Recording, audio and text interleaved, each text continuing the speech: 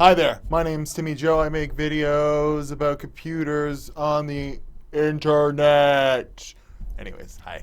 This is an impromptu, not so whatever video because I need some help from the internet friends out there. Basically, check this out.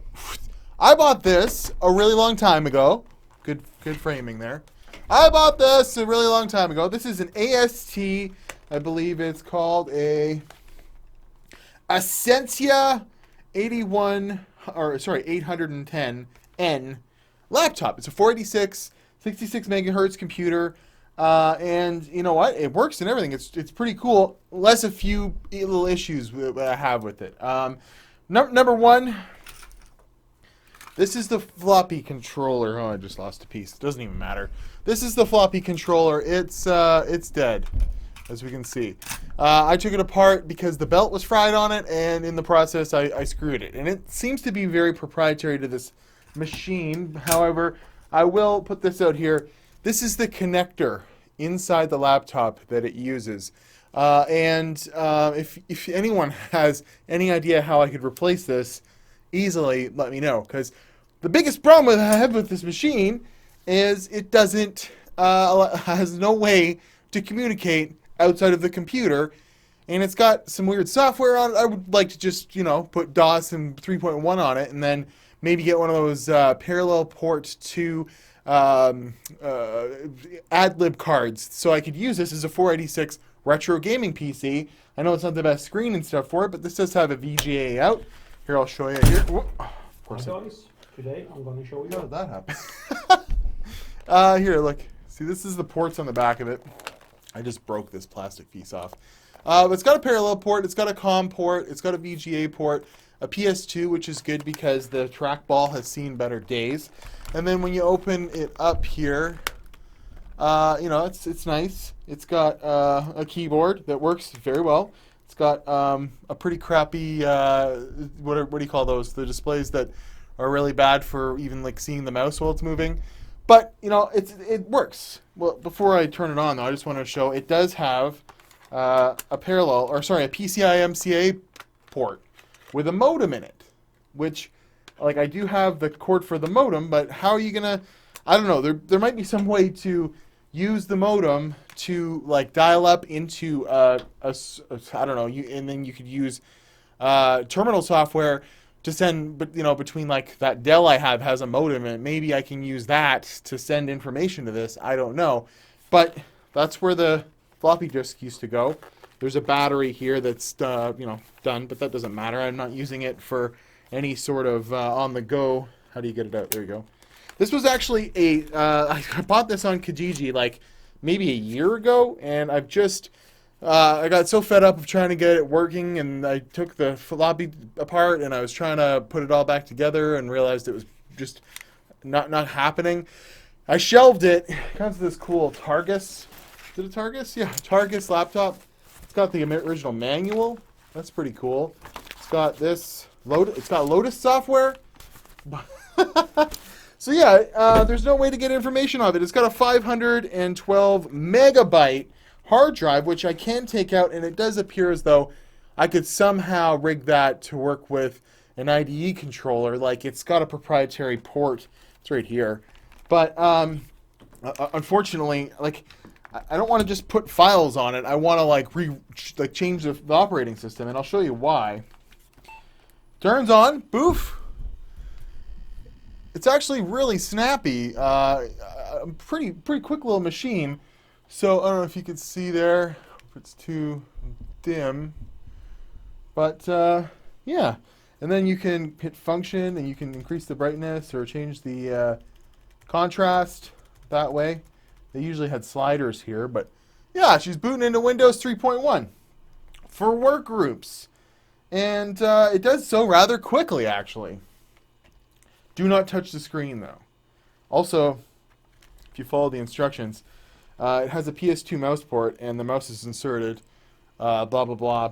Basically, it's saying the trackball's fucked, so don't even try it. So, and then now, what? Damn it. The PS2 wasn't plugged in. There we go. Try this again. Do not touch the screen. AST notebook computer 46 DX266. BIOS revision 1.03. So this was a college professor's computer, and it actually looks like some sort of engineering or electrical engineering stuff, because there's a bunch of cool programs installed on this that indicate that it was like the college in my hometown here. They were using it for some sort of electrical engineering, and there's like or maybe this was something that got rented out. I don't know. There we go. Mouse is working. Oh man, that does not look good, eh? Does not look good. I'll see if I can fix that. Boop boop. That's just making it worse. I could output it to a VGA monitor, but all I want to show is that it works. Program Manager. That looks terrible on the camera. So it's got Microsoft Office version 4.2 installed, copyright 1994. So this thing was used, I believe, up until 1995 or so. And there's a bunch of program folders that are locked out. And of course, I don't know what the password is. So I can't even get into the Microsoft tools, the startup, or the network, which kind of sucks. But we see here we've got Microsoft Office installed. So, you know, whatever. I got Canador Internet, which is the college that this came from. I mean, we could play Minesweeper on it. You know, that does work. But whatever. And of course, you know, let's look at the software that's included. MindPath FX, Electronics Workbench, which is like, you could tell right off the hop for designing circuits and stuff like that. It's pretty interesting. It's gonna take forever to load up, but whatever. And my mouse is gone. Either that or it's just too slow to do. Oh, there we go. Electronics Workbench. This purchaser responded. So yeah, this is obviously for designing circuits and stuff. The electronics lab in a computer.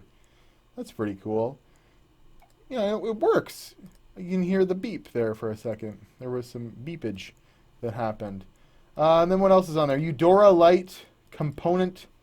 Some sort of CS. I don't know what that is. Close. But yeah, MindPath, FProt. What's FProt? Anyways, I'm sure you guys are getting sick just looking at that thing. So I want to use this for gaming. I want to put some cool games on it. I'll put a couple games on it. Stop all the downloading. But I'm stuck with not being able to put any files on it. So there are ways you can get around this. There's like this, which is a PCIe CIA to SD card adapter, and there's also compact flash versions. But I've been doing some research over on this monitor here, and this guy clearly says you need a driver. Like, he's loading it on FreeDOS, and you need a driver. So how am I supposed to get the driver on there if the whole problem is I can't get files on it?